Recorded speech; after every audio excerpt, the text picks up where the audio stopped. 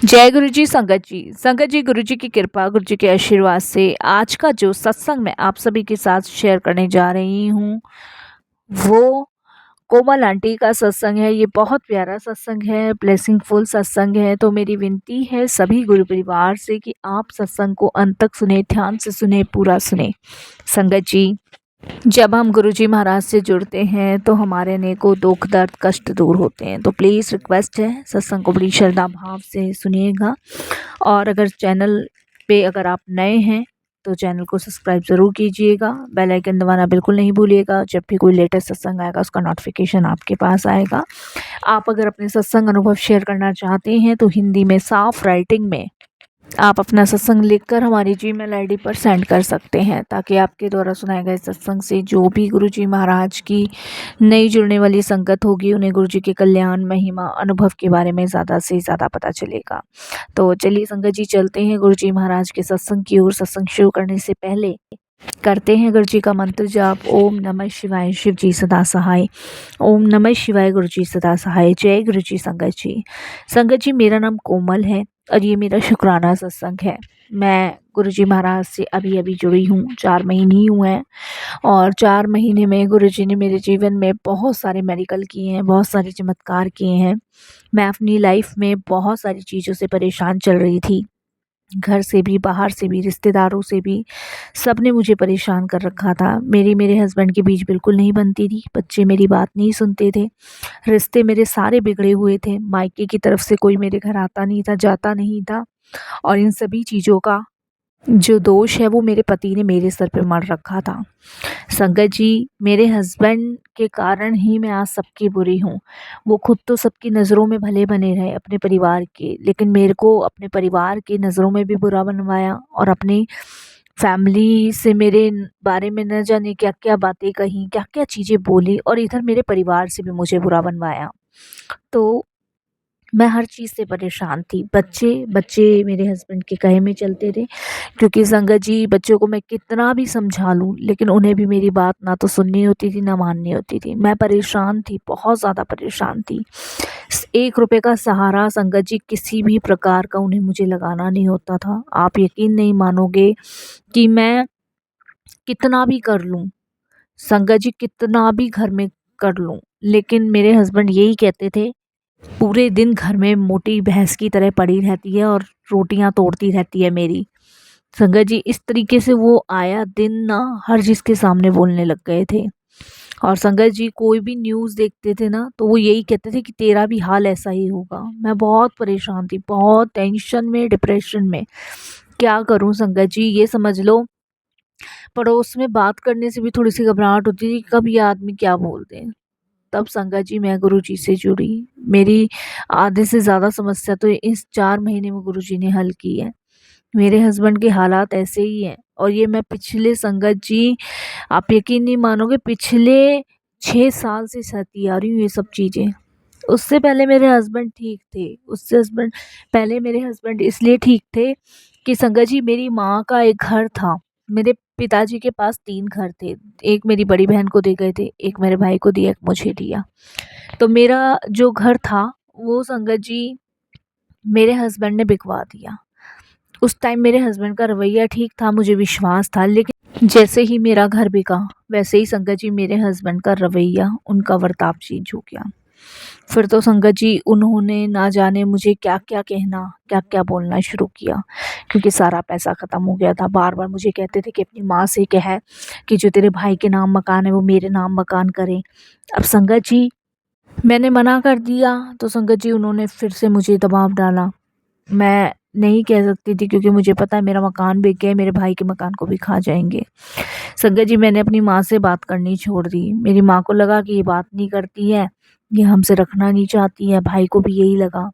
संगत जी, इस तरीके से मेरी फैमिली से भी रिश्ता टूट गया।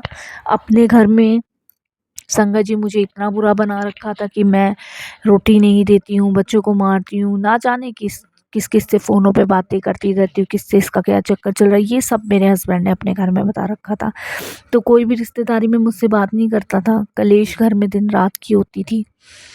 संगत जी, तब गुरुजी महाराज से मैं जुड़ी और गुरुजी से जोड़ने वाले एक बाबा जी हैं, जो गुरुजी को मानते हैं, जो गुरुजी के सत्संग में जाते हैं। वो संगत जी हमारे बराबर में ही रहते हैं। तो अक्सर कभी उनसे बात हो जाती थी बाबा जी से मेरी। तो वैसे तो संगत जी ज़्यादा एजिड नहीं है वो, कम करीबन संगत जी 65 साल के आसपास के होंगे, लेकिन वो हर किसी को यही कहते हैं कि मुझे बाबा जी बोला करो। मैं जबकि उनको बाबा जी बोलती हूँ, तब भी मेरे हस्बैंड ने उनके ऊपर भी मेरे साथ इल्ज़ाम लगा रखा है। खैर संगत जी, ये तो भगवान जानता है कौन सही है कौन गलत है। लेकिन इस 4 महीने में जब से मेरे को उन्होंने गुरुजी के बारे में बताया है, मैंने उनके सत्संग सुनने शुरू किए, मंत्र जाप करना शुरू किया, और ऐसा लगता है कि जैसे ये मुसीबत लगती ही नहीं है। अब कोई कुछ भी कहता रहता है ना, कोई फ़र्क नहीं पड़ता। अब मन को तसल्ली है कि मेरी सुनने वाले, मेरे से कुछ कहने वाले, या मैं किसी से कहने वाली मेरे गुरुजी हैं। मैं बड़े मंदिर तो नहीं गई, लेकिन हाँ, मेरे पास गुरुजी का एक छोटा-सा पॉकेट स्वरूप है, जिसे मैंने अपने घर में रख रखा है, और मैं उनसे ही बातें करती हूँ। मैं सत्संग में भी नहीं गई। 4 महीने संगत जी मेरे घर में गुरुजी के स्वरूप को हो गया है। इन 4 महीने में मेरे कुछ हुआ हो या ना हुआ हो, लेकिन जो चीज़ें मैं आपको बता रही हूँ ना, वो ज़रूर हुई हैं। मेरे मन को शांति मिली है, मेरे को सुकून मिला है, मुझे रात को चैन की नींद आती है। अब कोई कुछ कहता है, मुझ पे असर नहीं होता है। मुझे ऐसा लगता है कि जब मैं गुरुजी से बातें करने बैठती हूँ, मैं किसी दुनिया और ही दुनिया में हूँ। मेरे बच्चे मुझे से बात करें या ना करें, मेरा कहना माने या ना माने, मुझे कोई फ़र्क नहीं पड़ता है। क्योंकि संगत जी, अब ऐसा लगता है सिर्फ़ गुरुजी की भक्ति में ही लीन हो जाऊँ। जबकि देखिए, कहीं गई नहीं हूँ, कहीं मंदिर नहीं गई, कहीं अभी सत्संग में नहीं गई, सिर्फ़ घर में ही। मैं सत्संग सुनती हूँ फ़ोन पे, और संगत जी मैंने बहुत सत्संग सुने हैं ऐसे, जो मेरे ही जीवन से रिलेटिव हैं। तो ये सब गुरुजी सुनवा रहे हैं, करवा रहे हैं। संगत जी, जब हस्बैंड ज़्यादा कलेश कर देते हैं ना, तो मैं गुरुजी का कंधा पकड़ के रोती हूँ। उनका स्वरूप मेरा लिए उनका कंधा है, उनके हाथ हैं, उनके पैर हैं। मैं इस तरीके से रोती हूँ गुरुजी के स्वरूप को लेके, जैसे मैं उनके कंधे पे सर रख के रो रही हूँ और कह रही हूँ कि गुरुजी, बस अब इस बवंडर से मुझे निकालो, बहुत हो गया, बहुत बर्दाश्त नहीं होता अब। मैं संगत जी काफ़ी बार अपने आप को मारने की सोच चुकी हूँ, लेकिन जब से 4 महीने से गुरुजी से जुड़ी हूँ, तब से संगत जी अब जीने की उमंग है। लगता है कि अब गुरुजी साथ हैं, अब वो सँभालेंगे।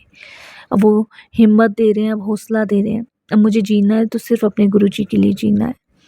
संगत जी, मेरे हस्बैंड ने मुझे बेल्टों से भी मारा है, कितनी बार मारा है, और ये अभी की बात है संगत जी, गुरुजी से जब मैं जुड़ी थी 7-8 दिन ही होंगे तब की बात है, बेल्टों से मारा है। आप यकीन नहीं मानोगे, वो मुझे मारता गया, लेकिन मुझे एक खरोंच तक नहीं आई।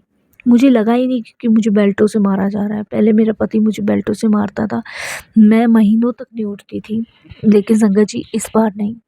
इस बार उसने मुझे बेल्टों से मारा, और मुझे लगा ही नहीं कि मुझे बेल्टों से मारा है।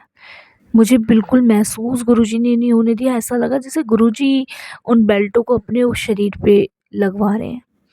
तो संगत जी, ये हैं गुरुजी के मेरेकल, ये चमत्कार हैं। मैं तो बस गुरुजी से यही प्रार्थना करती हूँ, या तो इस आदमी को बदल दो, या फिर मुझे इस बवंडर से निकाल दो। बच्चे संगत जी अपनी मनमानी करते हैं। बच्चे मेरे काबू में नहीं हैं। हमेशा मेरे पति ने बच्चों को यही कहा है कि तेरी माँ का तो इस आदमी से चक्कर है, इस आदमी से चक्कर है। यही गंदे शब्द उन्होंने मेरे बच्चों को कहे, तो बच्चे भी मुझे गंदी नज़र से ही देखते हैं। मैं तो जी रही हूँ, कैसे जी रही हूँ मुझे ही पता है। मैं कहीं जा भी नहीं सकती संगत जी, क्योंकि कहीं चली गई तो लोग यही कहेंगे कि छोड़ के भाग गई। इसलिए बदनामी के डर की वजह से सब कुछ सह रही हूँ। मुझे पर गुरुजी पे विश्वास है कि एक ना एक दिन वो सब सही करेंगे, सब कुछ बदल देंगे, सब कुछ। और वो कहते हैं ना, जहाँ पे गुरुजी महाराज होते हैं ना, वहाँ सब कुछ अच्छा ही होता है, कुछ बुरा होता ही नहीं है, सब कुछ वही सही करते हैं। बस संगत जी, इच्छा हुई ये सत्संग लिखने की। अब मुझे ये नहीं पता ये शेयर होगा कि नहीं होगा, ये तो गुरुजी जाने। बस जो भी गुरुजी ने कहलवाना था वो मैंने कहा, और यही मैं अपने सत्संग को विराम देती हूँ। गुरुजी के मंत्र जाप से कोई भूल चूको तो क्षमा कीजिएगा। ओम नमः शिवाय, शिव जी सदा सहाय। ओम नमः शिवाय, गुरुजी सदा सहाय। जय जय गुरुजी, धन धन गुरुजी, वाह वाह गुरुजी।